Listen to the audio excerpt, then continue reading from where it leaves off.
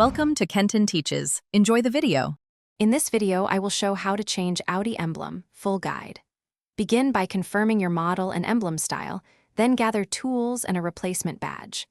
I will walk you through removing the old emblem, cleaning the area, aligning the new emblem perfectly, and securing it with appropriate adhesive. Follow each step slowly, ask questions in comments, and pause the video as needed to avoid mistakes. Start with mild heat to loosen adhesive, then work slowly with plastic pry tools to lift the emblem straight off. Keep a soft cloth between tool and paint to avoid marring the finish.